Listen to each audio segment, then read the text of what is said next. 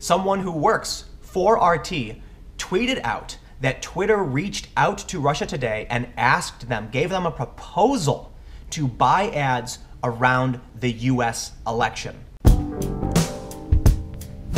How's it going, everybody? First things first, maybe you heard that Catalonia just declared independence. That's kind of a big deal, but that's not what the video is going to be about. Before I get started in this video, because I'm going to be talking about Twitter getting called out, Russia Today, Sputnik, I noticed something really fascinating on Reddit.com, Rising. Okay, so the Rising tab is where threads are rising. You know, they're not the most upvoted, but they're getting upvoted very quickly. So, you know, basically you can see that Catalans declare independence from Spain is the #1. And just below it, you can see that I actually just looked at this meme. The Donald. It's true, all of it, the crazy conspiracy theories about JFK.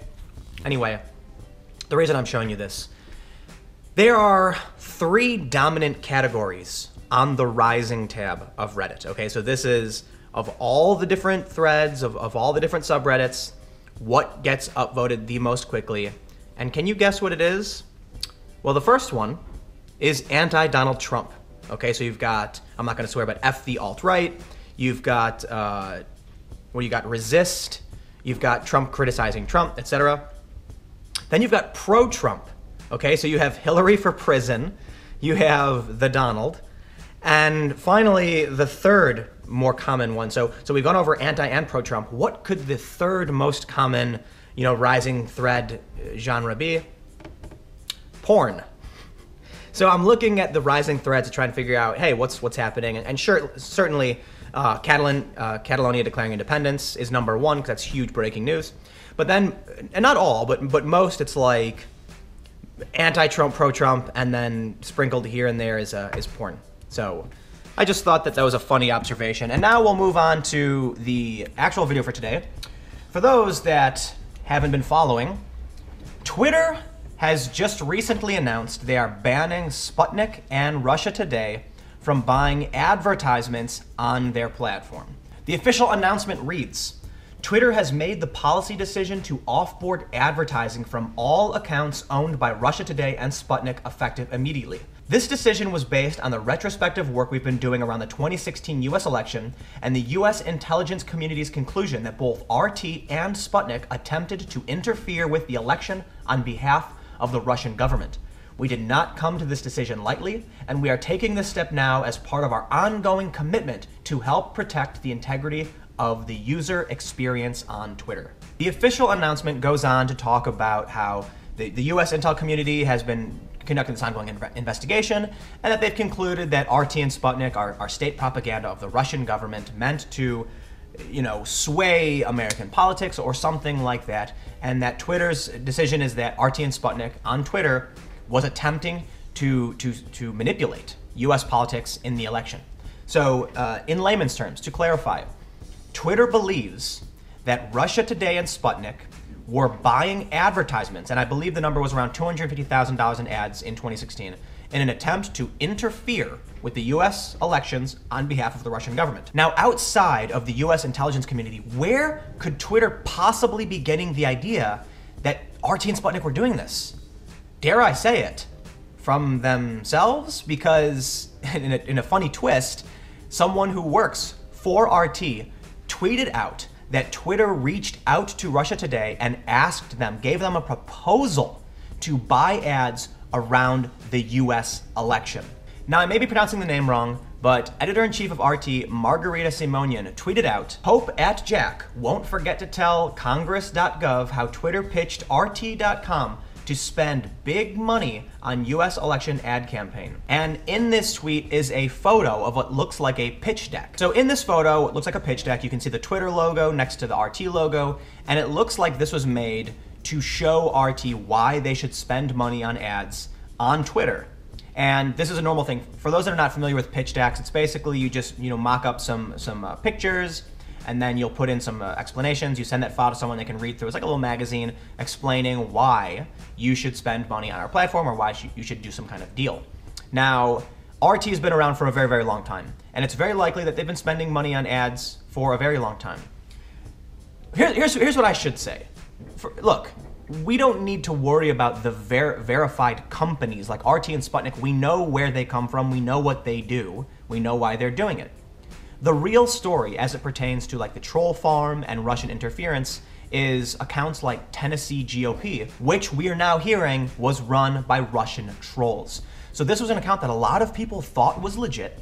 And so the real accusation here, the real important takeaway, is that Russian trolls are trying to be divisive. They're supporting Black Lives Matter, and they're supporting right-wing issues too. They're trying to split the US on these issues. Now, Russia Today and Sputnik are a bit more transparent than that. We know who funds them, we know what they're doing, and we know why they're doing it. I feel like it's a bit over the top, and the reason for this is, and one thing that I've talked about in the past, Al Jazeera gets significantly more traffic than Russia Today. Telesur doesn't, but they're also doing about the same thing. So my question then, whenever we hear stories about, say, Twitter, now banning RT and Sputnik from buying ads, why don't we talk about any other government-funded programming? Al Jazeera is producing tons of media that is divisive, very divisive, and yes, Al Jazeera called me a white supremacist and had to retract the video. Yes, they produce extremely divisive content, yet we're not talking about them. Now, to wrap all this up, there is one more important thing that you need to know. In their official announcement, Twitter said that all of the money they've earned from Russia Today will be donated. The official statement reads, Twitter has also decided to take the $1.9 million we are projected to have earned from RT Global Advertising since they became an advertiser in 2011, which includes the $274,100 in 2016 US-based advertising that we highlighted in our September 28 blog post, and donate those funds to support external research into the use of Twitter in civic engagement and elections, including the use of malicious automation and misinformation, with an initial focus on elections and automation. We will have more details to share on this disbursement soon. Whenever we see statements like this, it feels like a little too late. Yes, Twitter is coming out now and saying, oh no, the Russian propaganda, we better do something about that. But when Russia was doing exactly what they're doing now, when Russia Today and Sputnik were doing exactly the same thing, Twitter said nothing. They did nothing. They took the money. And now they're forced to pony up. And Al Jazeera, who does very similar things. Now, I don't want to say that Al Jazeera is trying to manipulate the US government. That's a bit extreme. But certainly they produce nearly the same content as RT. It's far left politics. I mean, Abby Martin, who now works for Telesur, was a host for Russia Today. Lee Camp is a comedian and host at Russia Today, and they've spent huge ad campaigns on them as well. When we talk about Russian interference, I think the important thing that we need to take away from all of this is that it's not Russia supporting the right. It's not Russia supporting Trump. Russia was supporting progressive activism just as much as they were supporting right-wing politics. Russia Today even had third-party presidential debates, which many people in the United States liked, because we don't get that.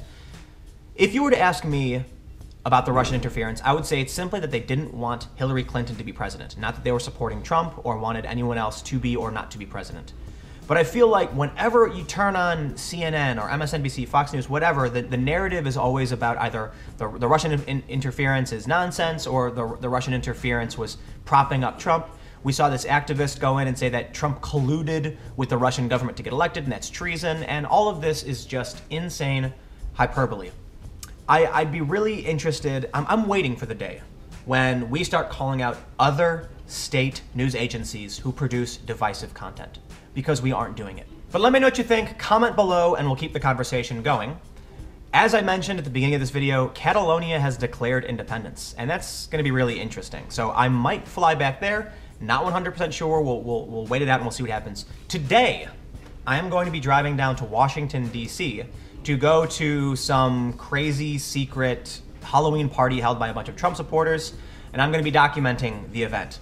As many of you know, I don't really drink or party, no tattoos, no piercings. I'm a pretty boring person, and I'm also not gonna wear a costume either. I was told about this party, and I thought it would be really fascinating to go down, get a few statements from some people, and just show kind of the atmosphere around the Trump supporters in DC. You know what else is funny? I'll let you in on something really funny. I got invited to a feminist Halloween party and a right-wing Halloween party, and I'm just like, I must be doing something right if I can get at people on both sides say, come to our party. Well, I've chosen to go to the big event, right? So the Feminist Halloween Party was just a get-together. But this event is supposed to be really strange, fun, and exciting with a lot of personalities. And it'll be a good opportunity to showcase some behind-the-scenes stuff, some more, I don't know, irreverent behavior from a lot of these people who are associated with politics. So stay tuned for that. That video will be up tomorrow at 4 p.m. Thank you all so much for watching. If you want to support my work, go to timcast.com/donate. Give whatever you'd like or give nothing at all. My videos are always free and available every day at 4 p.m. And you can follow me on Twitter @timcast. Thank you all so much for watching. And I hope you check out the party tomorrow at 4.